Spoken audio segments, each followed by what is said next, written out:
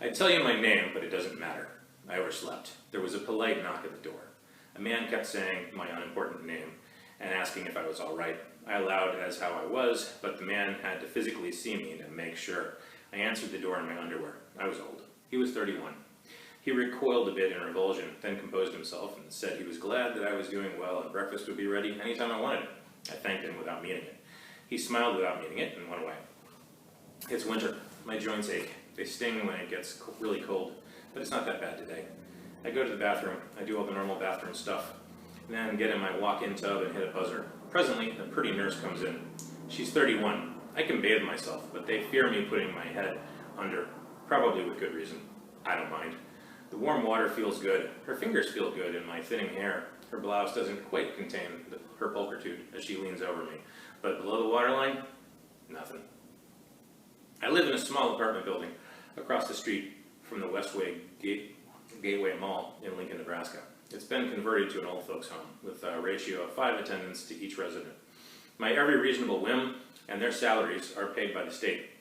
There are places like this in all the cities and major towns in the state, in insignificant places, as insignificant as my own name. They simply load up all the old folks and ship them here. The number gets smaller every year.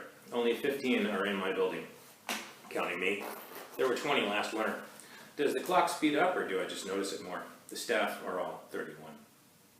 I have a breakfast large enough to choke a cowboy. Steak, eggs, ham, and bacon. I've taken to eating clam chowder too. They just started making it again this last year. It's expensive, but I figured what the hell, let the taxpayers pick up the tab. Live a little. It's not like I'm belong to this earth, whichever earth this may be, that is. I'm the only one in the room. I seldom see the other residents. They mostly stay in their rooms, watching old videos, listening to old records, basically sitting around and being silently old. I wonder if this is the way it's always been in old folks' homes, or if it's unique to our predicament. In any event, the chowder isn't as good as I remember from my youth. The clams come from the New Gulf of Mexico, and not old New England. I wonder if that's the reason, or maybe it's just that I'm old, and my sense of taste isn't as sharp as it once was. I don't drink coffee in the mealroom. For a long time, this was because no one had any coffee to be drunk, but 3 years back, some explorers in New South America found a whole lot of wild coffee plants, and the Midwest's long love affair with oral stimulants was rejoined. It tastes like crap, of course. Nobody knows how to breed the plants. The quality control Starbucks used to use in preparation is more or less abandoned, and only slightly less quickly forgotten. Still, I like coffee. I hobble across the street with my walker. It's been plowed, so I'm in no danger of slipping, though my knees and fingers hurt from the cold. There are several buses and a newly installed trolley, but few cars. We don't have the ability to make them yet. It might be decades before we recover it, and unquestionably, the first generation of any vehicles we make will suck. So such cars as we have are hoarded for official purposes. My 2003 Ford Escape was commandeered by the state a year after we got here, wherever here is.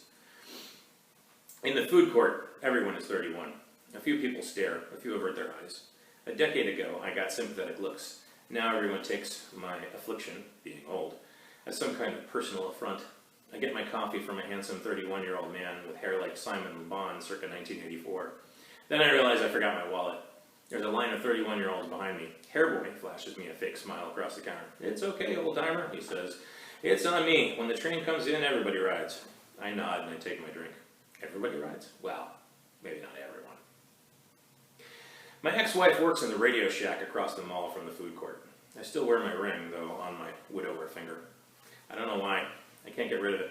It's sentimental, I guess. I see her helping a customer. She and I share the same birthday. Same year. I'm 73. She's 31.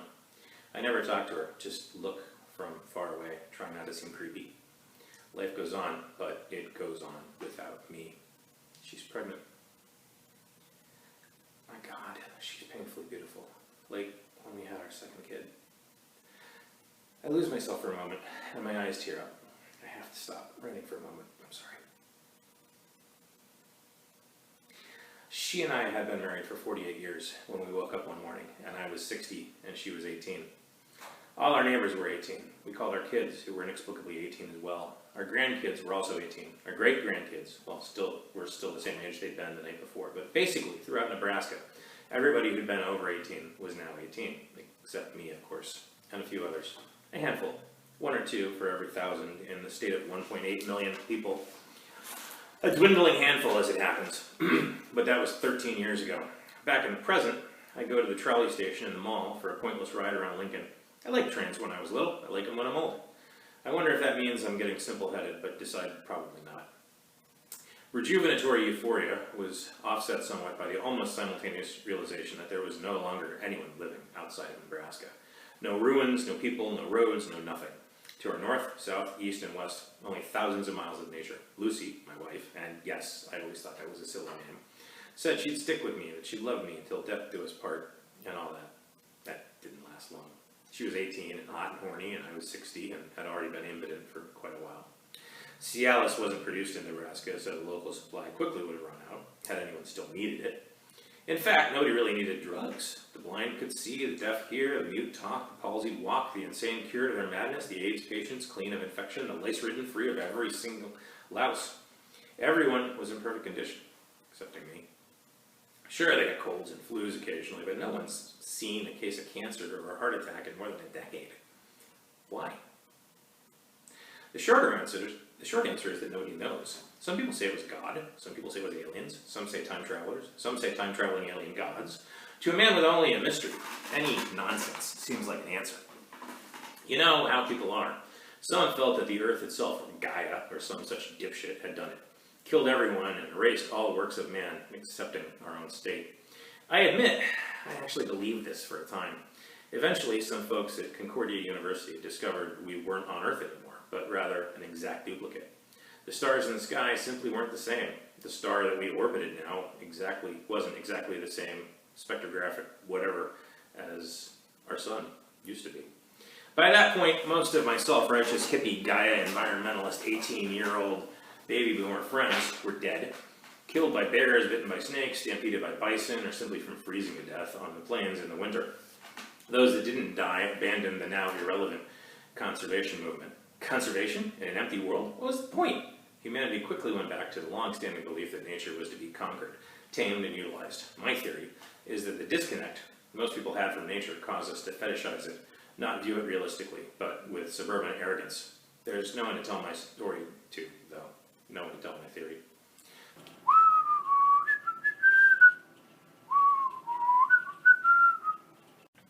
Hey, how's it going? I'd like you to buy my book, please. This is the book. It's called Clearinghouse. It's got a picture of me on the back when I was younger and better looking and less sickly. Or maybe not. It depends on what you go for. And here is a review of my book from DJ Route. 4 out of 5 stars.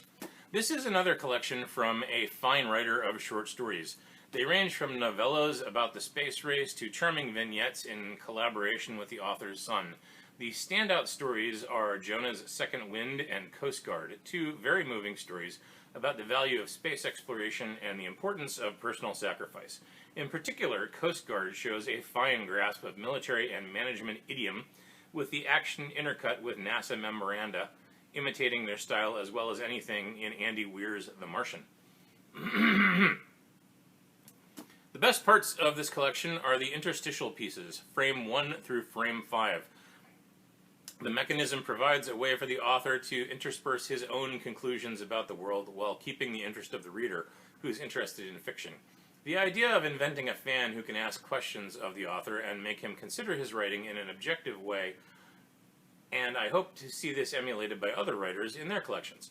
A collection that rewards attention in a way few others do. Again, Clearinghouse, by me, a total stranger that you don't know, thought it was cool. So you should probably buy it too, and I should probably do the next one of these with me. Actually using my reading glasses. Sorry.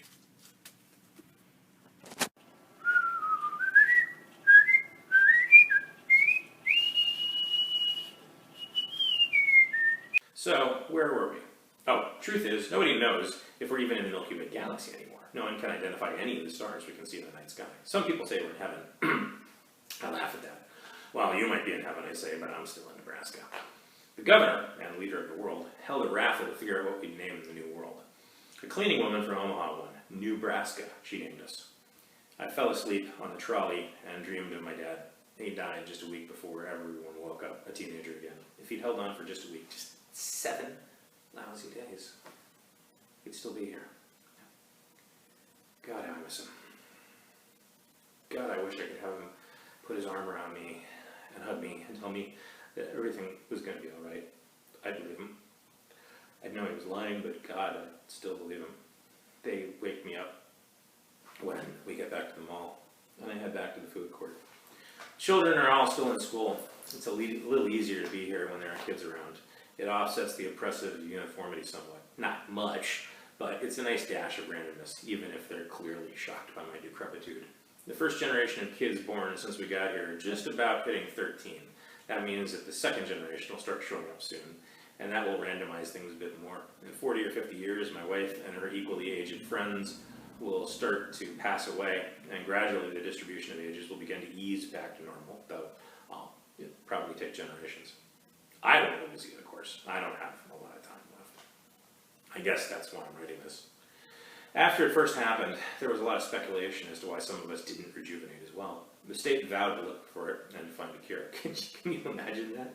A cure for age, as opposed to a temporary retreat like everyone else had? Crazy. They quickly realized it was crazy and quietly shut down the program. A 31-year-old school teacher brought a class to talk to me about Vietnam. I was a sergeant. I killed 5 men and 2 women with my own bare hands during my hitch. I might as well have been talking about the Battle of Agincourt.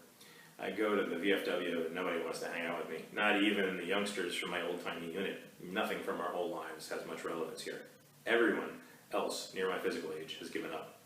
I force myself to go out, to get coffee, to do stuff. Every day the temptation gets greater to take all my meals in my room and simply sit around listening to my Johnny Cash CDs all day until I run out the clock.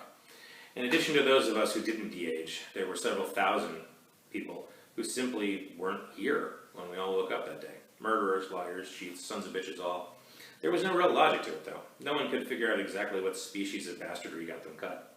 Some liars made it, some murderers made it, but maybe no lying murderers made it. It was a hard theory to test. There are so many sins a man can commit, so many overlaps, so many variations on that Venn diagram.